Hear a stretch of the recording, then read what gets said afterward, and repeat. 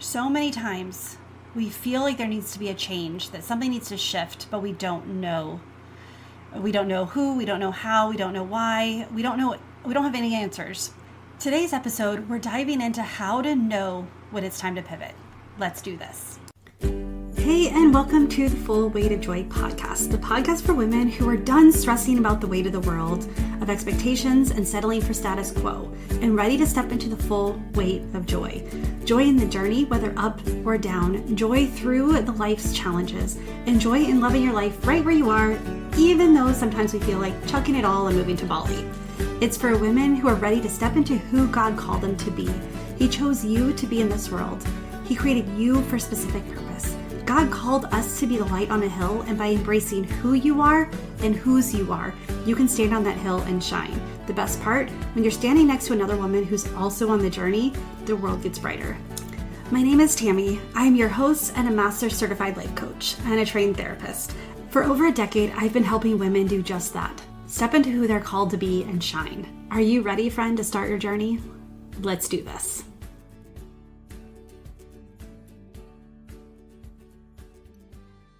Hey, welcome back to the podcast. My name is Tami. I'm your host, and today we are diving into ways to know if it's time to pivot. So we are well into January. We are, I believe, by the time this drops, it'll be halfway through January, and something happens to me, and I was wondering if it happens to you as well. You start to go. You have these grand ideas, you have intentions, you have plans, you have goals. And then a couple weeks into January, you start feeling an angst of, as time speeds up, like we are out of the holiday mode now, we are back into full life mode.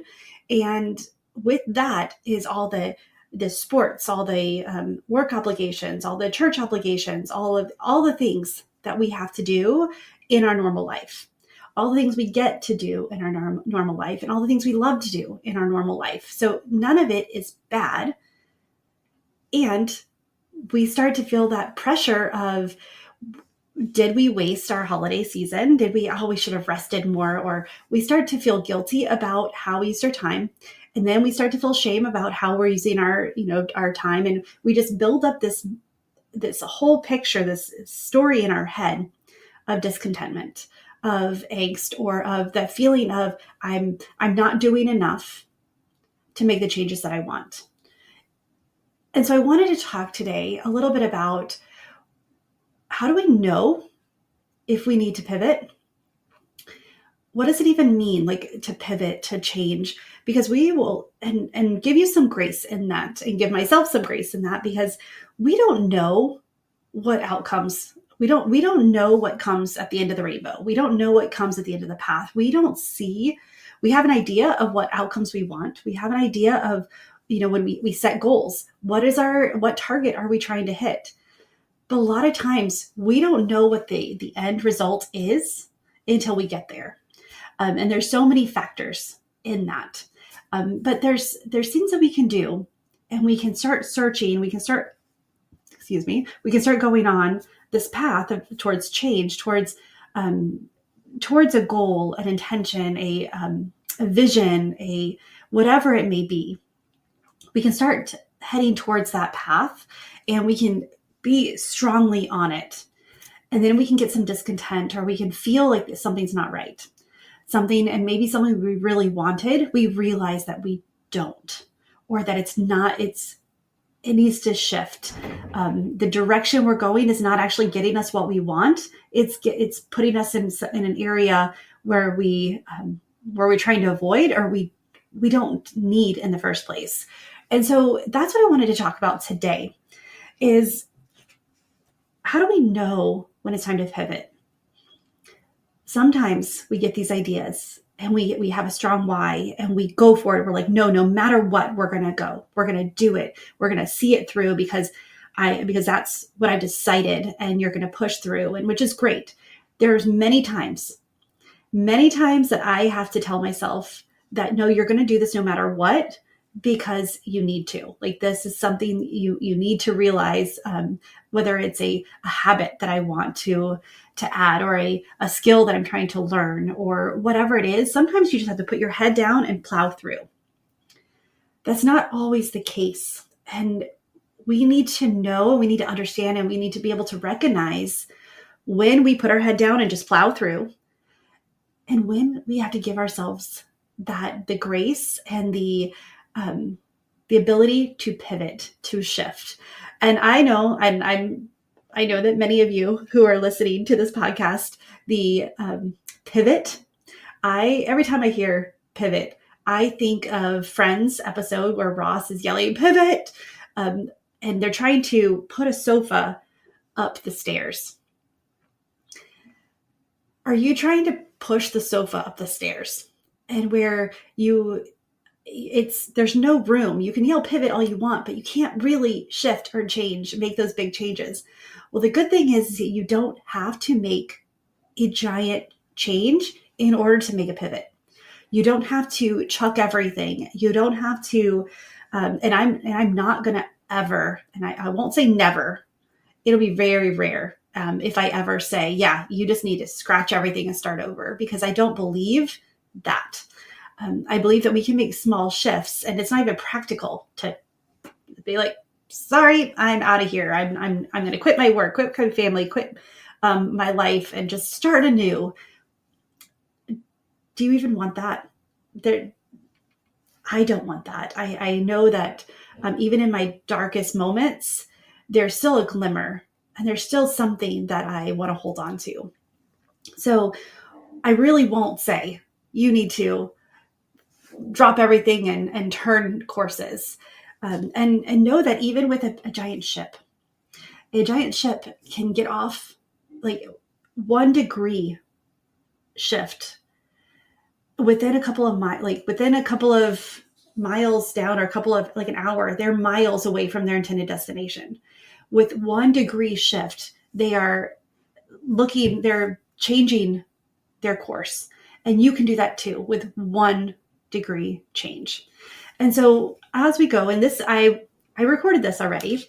And then I realized that I tried to do too many things in one podcast, and it confused me when I was editing. So I'm breaking this up into 2, possibly 3 podcasts. But today is 3 ways to know when it's time to pivot. Like 3 things that we can do to identify. And then I'm just going to go through some questions that you can set and you can ask yourself to understand understand the situation you're in, and if it really is time to make a pivot, a shift, a change, or if you just put your head down and keep going. And so let's dive in to what are 3 of the ways. And the first one is feeling a persistent sense of discontent. This is not just you don't like it. This is it is not fulfilling. It is not getting you what you expected. And it's deeper than it's just hard, or I just don't like doing this. How many things I know I tell my teenagers a lot, like, I'm sorry, just because you don't like doing it doesn't mean you get out of doing it. I know you don't like writing papers, but that's life. That's your job right now, is to write papers. And here's the reasons why. Here's what the act of writing the papers is not truly about writing the papers. It's about conveying an idea. It's about, they have persuasive papers. So they have to learning to persuade through truth and through, facts, versus just saying, well, I want you to change because I want you to change because I feel like it's this way. There's elements of writing a paper, understanding how words work, learning how to form sentences and be clear. Sometimes it's about cutting things out and condensing. So there's a lot more, there's skills behind that. It's not about writing the paper. And I'm sorry you don't like to do it. You got to do it anyway. How many things in life do we not care for, but we've got to do it anyway? Do any of us really like, cleaning out our trash cans, like taking it out, because my big trash can that you roll to the trash, it's got to be cleaned out every once in a while. It's nasty. It smells. And so I don't like doing it, but hey, it's a means to an end. Okay. We've got to do it. So some things we got to put our head down and keep going. But this feeling a persistent sense of discontent, you've got to identify that. Is it really that you just don't like doing it? Or is this not getting you is it not hitting the purpose? Is it not hitting the intention? It's not reaching the goal that you ultimately wanted? There are many times that I will start on a goal, be thinking that that's what I want. And then as I get on there, I'm like, oh, this is taking me in the wrong direction. I actually wanted or needed this instead. I don't see that as a waste of time because it gave me clarity and I needed to shift. But I would ask myself some questions, because if I shifted every time that I just didn't like something, I would be shifting often. And that is one of the things that I have to watch out for as an Enneagram 1 is if I don't know how to do it right, then a lot of times I'll just put that aside and try something else. And that's not what God's called me to do. And so that feeling of persistent discontent, is God telling you that you're not content with this for a reason? Is it something that it doesn't go with, when you identified what this goal was, or this intention or vision or action? Was the intended result, are you working towards it and you realize that it's not what you want anymore? Then it's time to pivot. The next is realization of unfulfilled potential or dreams.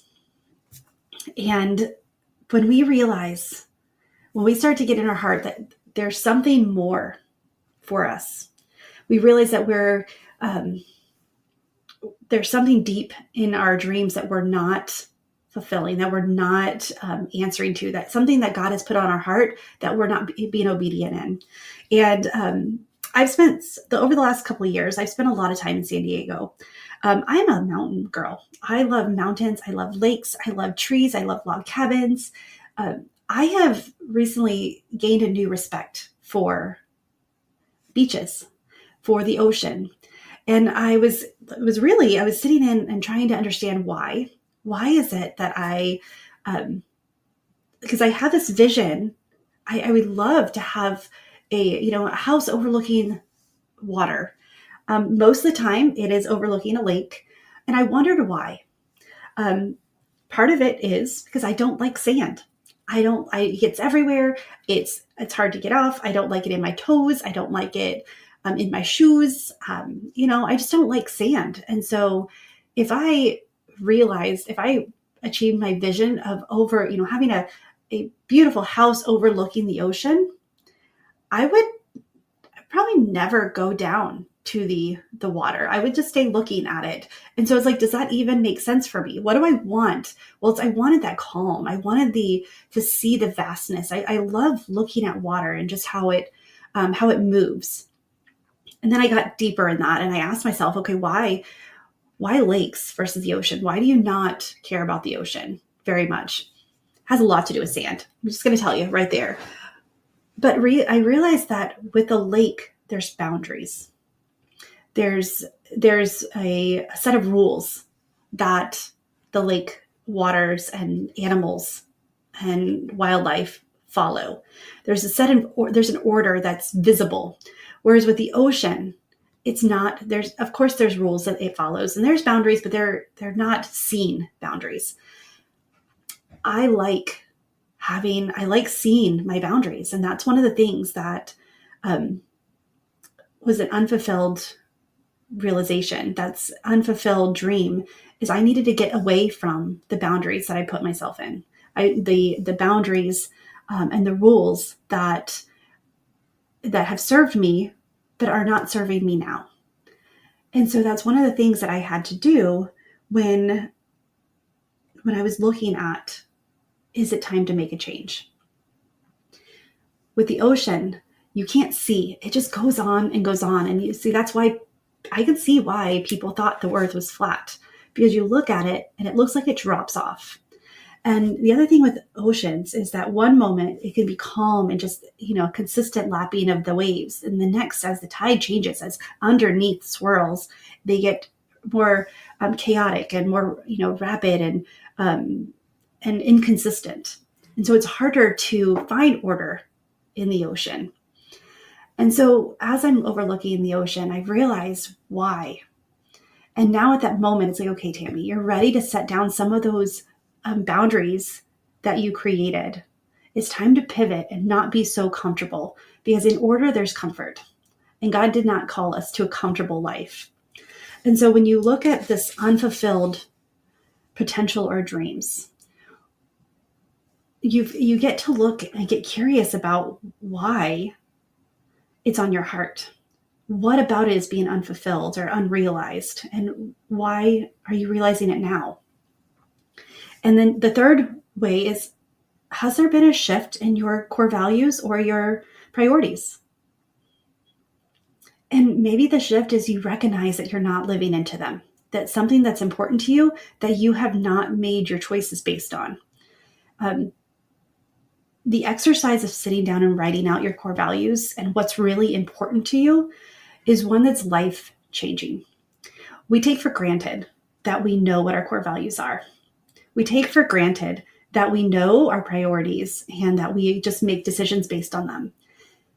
If we haven't identified them, if we haven't defined them, then in the moment we will be just like the waves. Like, we'll be going along, then all of a sudden the tide changes, something changes, and because we don't have that grounding of, no, this is the way that I want to operate my life. You haven't identified that.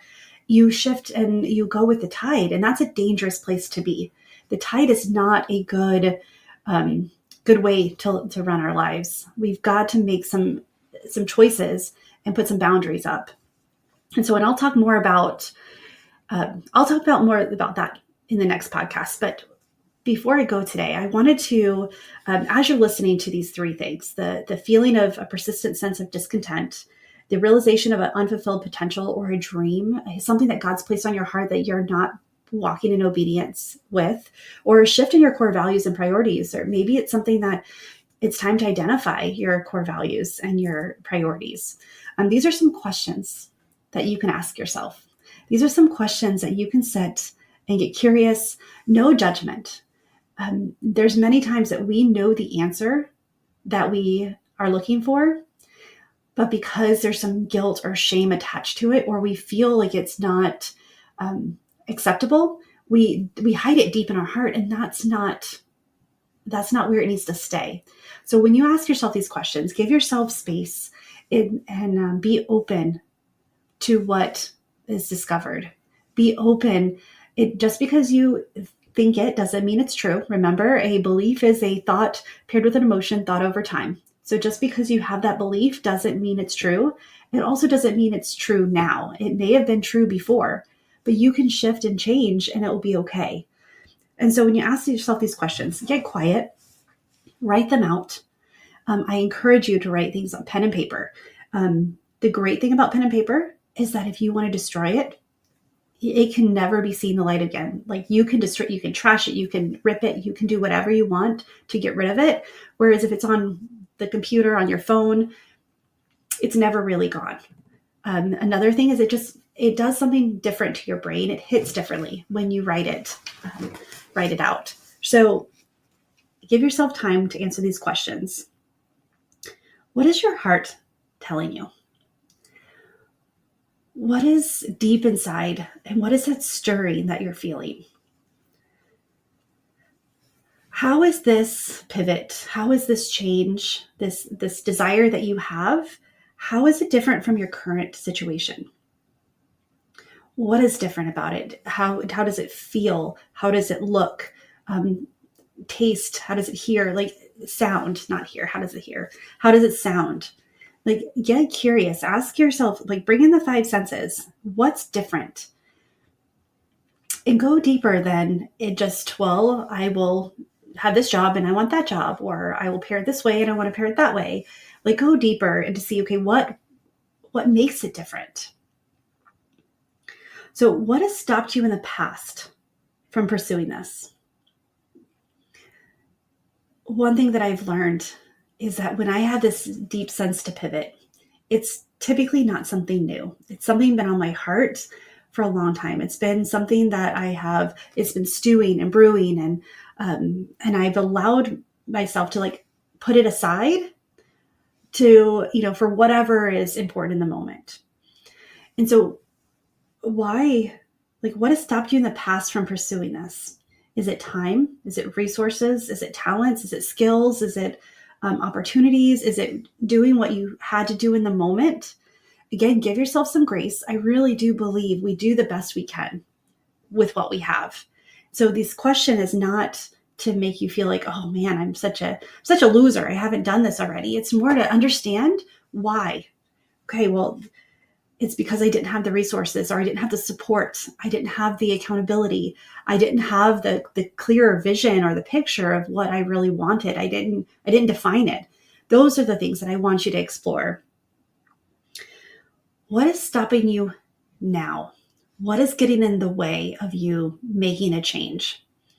And again, we're giving ourselves some space here because we're not actually making the change yet. We're looking at what's getting in the way. What physical things, what circumstances. The next question is, what fears are coming up? And I want you to look at those, like what's getting in the way and what fears are coming up, as two different questions. Because again, fears are future focused. Why is it stopping you in the future? And the question of what's stopping you now is like this. It's present. Like, what is stopping you now? Is it a boss who won't let you change to another department or apply to go to another department? Like, what is it physically stopping you? What things are getting in the way? And then the fear is it a fear of, I don't know my next step. I don't know how it would work out. I'm in fear of what others will think. The fears that are coming up, write those out as well. And then I want you to ask, what is it worth to you? Making this change, what is it worth? If you pursue it, what is it that you need from it? What is it that's possible from it? And what is it worth? And why is it important right now? Why is it that it wasn't as important in the past? But what is the longing, the discontent? What is the ache, the pull on your heart right now? And why is it important? So when you look at that, you can get curious and you can start to see, okay, you start to create an idea of the why. And so I want you to take those questions and just give yourself some space to answer them. And recognize that now is the perfect time to change, to make that change, whether it's big or small, or even if it's planning to make the bigger change. It wouldn't be on your heart. It wouldn't be on your heart if there wasn't something deeper attached to it. And so that's the question that I want you to dive into. And if you're ready, I have right now 2 ways to work with me. To get your next step is the personalized next step. 20 minutes. Let's get on a call. It's free. We will talk about, just get that clarity for that one thing that you need to do. Like, what is something that you need clarity on? If you're ready to take a step deeper, if you want to just touch the waters of coaching and accountability and support and see what's possible, and we'll work together to create a blueprint, is I have a introductory strategic assessment where we dive into why you do what you do, why it's an hour long, where it's all about figuring out what your next steps are. The ISA is, I love this because I get to just show you some of the thoughts that you're having, and some of your core values, some of your decisions, some of your motivations, and some of the desires that you have, the desires deep in your heart. And so that's 1 hour session, one off. It's just that one session that I know many of you have been asking for, and now here it is. And so get on my calendar for that one. The gift of understanding why you do what you do, and then how to make the change, is it is life altering, and it will help you prepare for that pivot and understand where that pivot lies in your heart. And so with that, get on my calendar. Let's talk. Let's make 2024 your year. Let's make right now. They say, that an old proverb is when is the best time to plant a tree?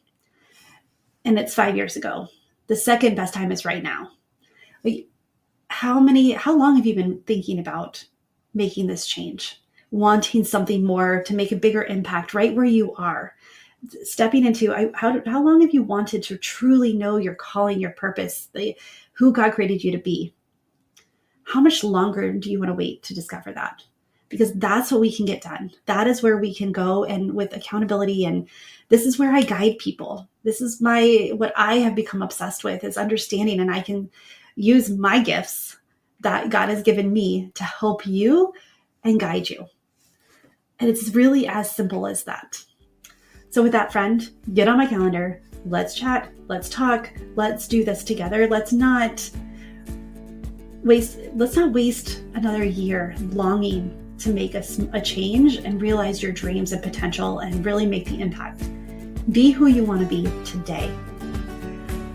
So get on my calendar, and I can't wait to talk with you. With that, friend, choose joy until joy chooses you. All of the links are in the show notes, and well, I will talk to you soon. Bye for now.